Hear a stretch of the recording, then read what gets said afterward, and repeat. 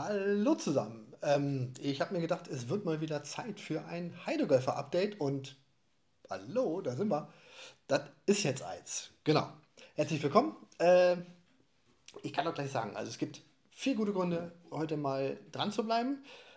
Ich habe eine leider schlechte Nachricht, ich habe eine gute Nachricht, ich habe eine Nachricht, wo ihr selber entscheiden könnt, ist das gut, schlecht oder egal. Und noch eine kleine Geschichte in eigener Sache. Und ich glaube, ich fange mit der schlechten Nachricht am besten an, dann haben wir es hinter uns. Ich bin mehrfach angesprochen worden, Markus sicherlich auch, auf den Quietschentchen Cup dieses Jahr, wann es denn endlich soweit ist und ob es einen Termin gibt oder nicht und so weiter. Und da wir inzwischen Mitte Mai haben, könnt ihr es euch vermutlich denken, wir müssen leider den Quietschentchen Cup dieses Jahr pausieren. Wir haben hin und her überlegt und geguckt und ja, wir kriegen es nicht unter. Es sind zu viele andere Sachen und deswegen wird es dieses Jahr keinen Queen Cup geben. Ähm, Zur Not gibt es ja zum Glück den Ryder Cup dieses Jahr. Insofern, vielleicht bleibt euch da ein kleiner Trost. Aber halt das Highlight des Jahres müssen wir auf nächstes Jahr verschieben. Wie gesagt, ist nur eine Pause. Wir haben für nächstes Jahr auch schon Vorverabredungen getroffen, also da wird es definitiv dann wieder klappen. Wir können sogar früher in die Planung einsteigen, als wir es in den Vorjahren hatten. Das heißt, wir können euch den Termin relativ zeitig vermutlich schon sagen, bevor die Planung für das nächste Jahr, also für 2026, dann in vollem Gange ist, sodass ihr eure anderen unwichtigeren Termine sowie Clubmeisterschaften, Urlaub und so weiter drumherum legen könnt. Also da kommen wir so schnell es geht mit einem Termin raus für 26 dieses Jahr. Holen wir einfach mal ein bisschen Luft und sehen uns vielleicht trotzdem auf dem einen oder anderen Golfplatz in dieser Republik. Die, finde ich, gute Nachricht ist, ich bin endlich ins Turniergeschehen eingestiegen und habe heute mein erstes Turnier des Jahres gespielt. Ich spiele relativ wenig Turniere, einfach aus Zeitgründen. Und bei uns im Club gibt es aber ein neues Turnierformat und das ist ein bisschen zeitsparend. Das finde ich ganz angenehm. Und das nennt sich Going Green. Wir haben seit diesem Jahr neu geratete grüne Abschläge auf unseren ersten neuen Loch, also auf dem Front Nine. Ist dann quasi ein Kurzplatz, also Short Track wird es intern genannt. Und wir bieten zweimal im Monat, bietet der Club Turniere an, nennt sich Going Green. Das heißt, wir spielen alle von den, wie gesagt, gerateten grünen Abschlägen, Männlein wie Weiblein. Da ist dann unser erstes Loch zum Beispiel 230 Meter lang, glaube ich, als Paar 4. Wir haben dann drei Paar 3s auf den ersten 9. Insgesamt ist es dann ein Paar 33 Kurs. Und es gibt sogar, weil es geratet ist, eine Vorgabe. Das heißt, es kann vorgabewirksam gespielt werden.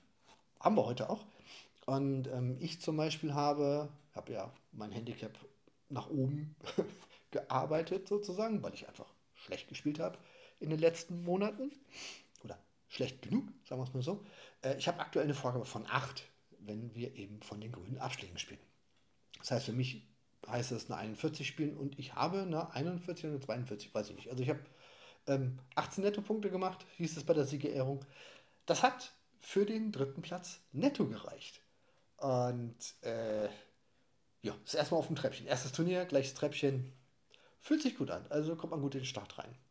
Gab trotzdem zwei Dämpfer auf der Runde. Also hat Spaß gemacht, natürlich, aber trotzdem zwei Dämpfer.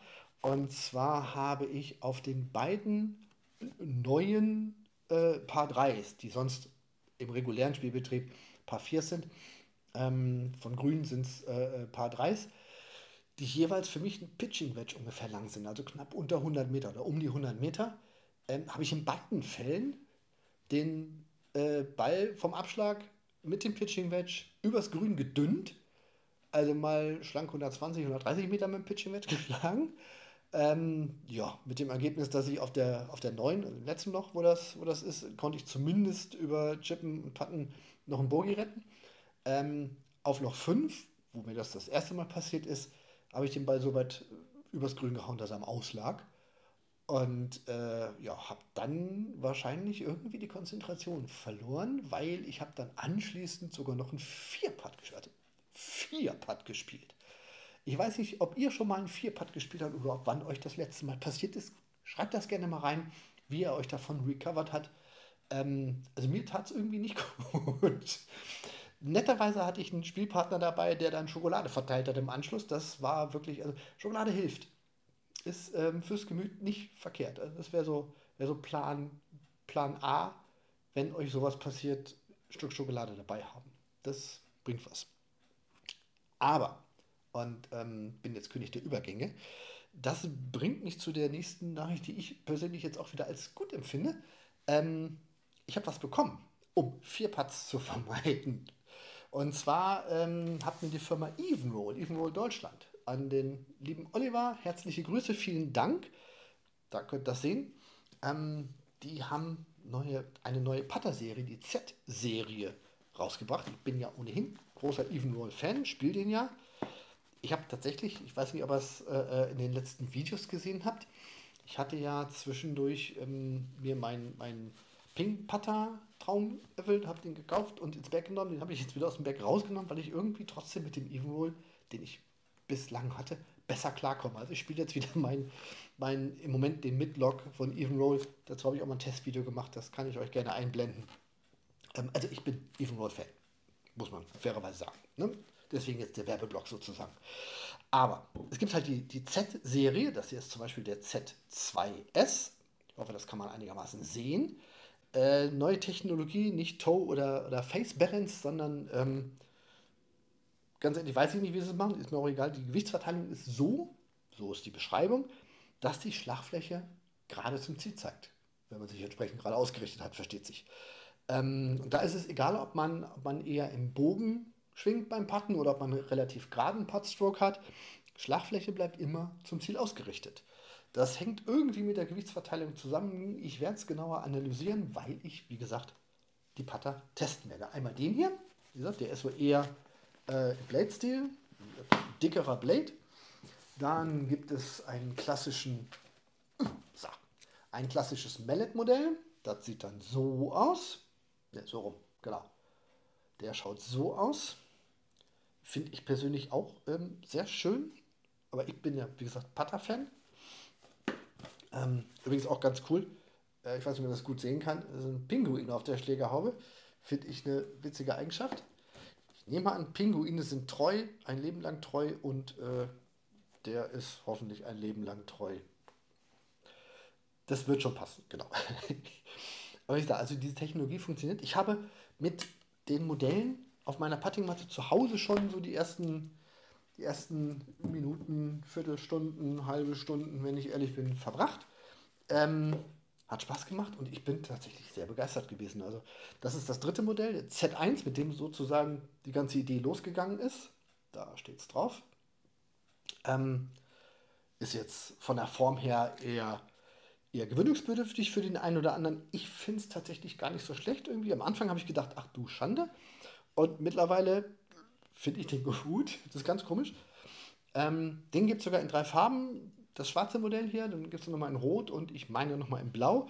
Also auch da kann man sich so ein bisschen austoben und das nehmen, was man gerne möchte. Alle drei die gleiche Technologie, nur halt, wie gesagt, andere Köpfe. Und der geht butterweich durch den Ball. Mir macht das richtig Spaß, damit zu putten. Und deswegen freue ich mich, dass ich die testen darf. Und werde das in den nächsten Wochen ausgiebig machen. Bei uns auf dem Puttinggrün, meine Puttingmatte zu Hause, aber eben auch auf dem Platz. Und ich werde auch die eine oder andere Runde hier dann jeweils unterschiedliche Modelle mitnehmen und im Live-Betrieb sozusagen testen. Das Ziel ist, am Ende soll's ein Video dazu geben. Mache ich wieder ein Testvideo. Das kommt dann. Ja, ein bisschen wird es noch dauern, logischerweise, weil ich da ein bisschen mehr Zeit mit verbringen möchte. Aber ihr werdet es erfahren, wenn ihr dran bleibt. Das waren die drei Neuigkeiten. Das war jetzt Werbung für Evenroll, das war Werbung für unseren tollen Golfclub Herzogstadt Celle mit dem neuen Turnierformat. Und ich hätte noch ein bisschen Werbung in eigener Sache. Und zwar, ich weiß nicht, wie es bei euch zu Hause ist, wir spielen gerne, wenn wir abends zusammensitzen mit der Familie, Stadt, Land, Fluss. Hat jetzt mit Golf erstmal nichts zu tun. Es gibt tolle Sachen, Stadtland Vollpfosten nennt sich das. Da gibt es ganz viele Urlaubseditionen, Geburtstagseditionen, was weiß ich, 80er Jahre Musikeditionen, was weiß ich, sowas. Und ich habe mir mal überlegt, schade, dass es sowas für das Thema Golf nicht gibt. Und Werbung Deswegen habe ich das einfach mal selber gemacht und habe mir dann verschiedene Kategorien überlegt und habe das ja bei Amazon ne, ähm, eingerichtet. Das kann man da kriegen. Da haben wir dann eben so Sachen, ne? Was stört bei einem Golfschlag? Was ist eine gute Ausrede für einen Fehlschlag? Was wäre ein toller Wetteinsatz für ein Matchplay? Wohin geht die nächste Golfreise? Und so weiter und so weiter. Also da sind der Kreativität kaum Grenzen gesetzt. Wenn man denn mal bei lausigem Wetter zu Hause sitzt mit ein paar Freunden, die alle irgendwie vom Golfvirus befallen sind. Ähm, Persönliche Empfehlung, freue ich mich natürlich, gibt es bei Amazon. Ich verlinke euch das in der Videobeschreibung. Schaut einfach mal rein, wenn ihr Bock habt. Eignet sich natürlich auch super zum Verschenken. Und das soll es im Grunde schon gewesen sein. Also das waren jetzt ne, 3, 4 Themen. Ich glaube, für heute reicht. Wir sehen uns bestimmt auf den Golfplätzen dieser Welt. Hoffentlich irgendwann wieder. Wenn ihr mich erkennt, sagt Hallo. Wenn ich euch erkenne, sage ich auch Hallo. Und bis dahin bleibt mir treu und verfolgt den Kanal. Da kommt weiterhin noch mehr. Und bis es soweit ist, danke fürs Zusehen. Ciao. Jo. Jetzt habe ich gar nicht erklärt, warum hier Bälle rumgelegen haben. Einfach nur so, weil ich nicht wusste, wohin damit. Und um Steffen Benz zu triggern.